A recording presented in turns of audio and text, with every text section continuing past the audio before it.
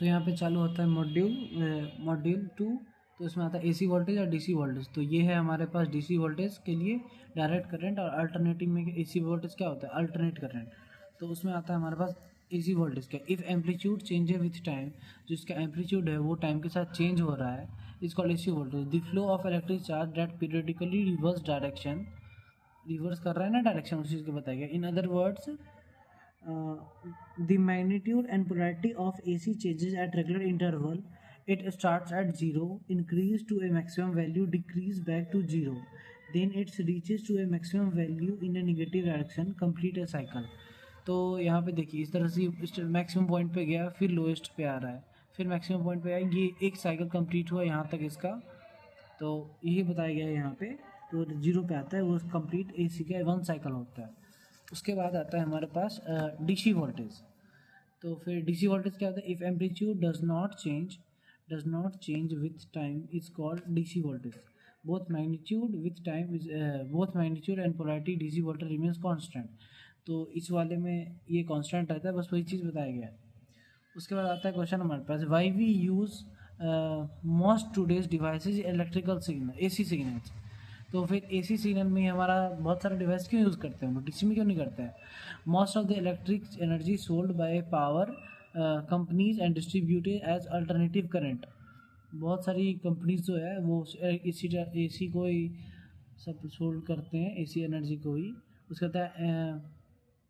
उसके बाद AC can easily be transform from one level to another level as compare to DC। तो AC एक जगह से दूसरी जगह इजीली ट्रांसफ़र हो जाता है विदाउट वेस्टिंग इलेक्ट्रिसिटी। और ये it can be transmitted economically over a long distance. तो लॉन्ग डिस्टेंस के लिए इकोनॉमिकली हम इसको इधर से मूव कर सकते हैं। उसके बाद हमारे पास ये फार्मूला दिया कि अच्छा एक चीज़ बता दे रहा हूँ कि ये होता है डीसी वोल्टेज के लिए, और स्मॉल में लिख देते हैं हम लोग एसी वोल्टेज के लिए। ये हो गया हमारे पास एसी वोल्टेज के लिए। तो यहाँ पे बस कुछ नहीं, ये सिंबल एसी वोल्टेज के लिए, ये रेजिस्टेंस के लिए आपको पता ही है। तो एक फार्मूला है V equals to sine omega t. यहाँ पे ये एम्पलीट्यूड ऑफ ऑसिलेटिंग पोटेंशियल है, ये हो गया एंगुलर फ्रीक्वेंसी।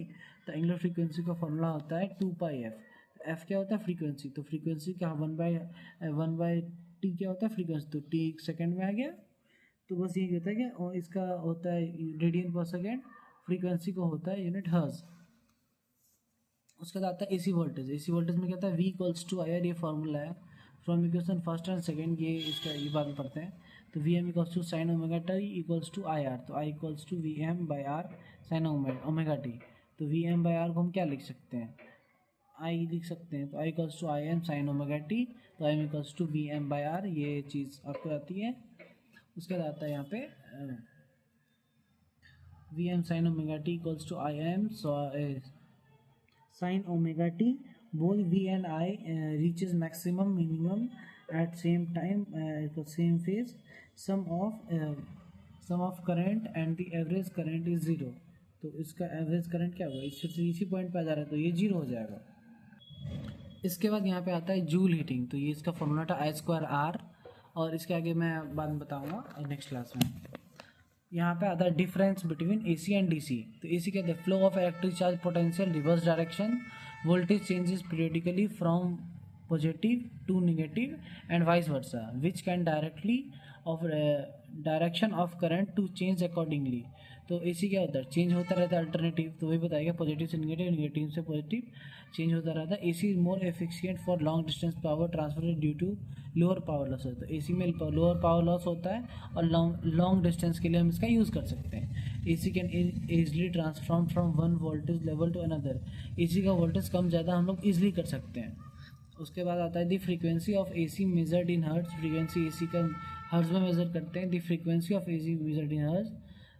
उसके बाद determine how often the current charges direction in 1 second. Generally the frequency 50 to 60 hertz के बीच में AC का फ्रीक्वेंसी होता है। उसके बाद आता है हमारे पास DC।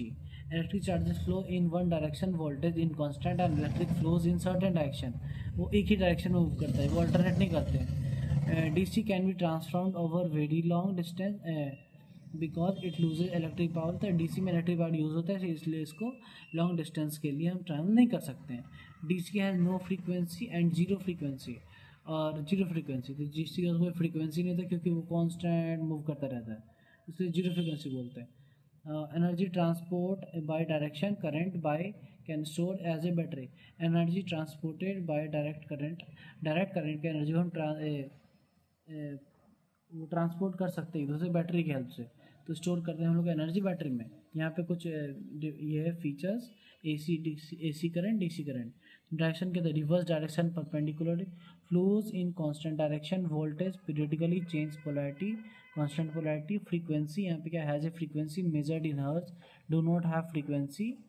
उसके बाद आता है एक second, transmit more energy for long distance, less energy for long distance, तो मोर एनर्जी होता है इसलिए इसका यूज़ भी होता है, और यहाँ पे पास में जल्दी एनर्जी खत्म हो जाता है इसलिए इसको लॉन्ग डिस्टेंस पे यूज़ नहीं कर सकते। Storage can be easily stored, can be stored in batteries, यहाँ इसके स्टोरेज एनर्जी को स्टोर नहीं कर सकते ईजिली, और डीसी के एनर्जी को स्टोर कर सकते हैं बैटरीज के में। तो यहीं तक है।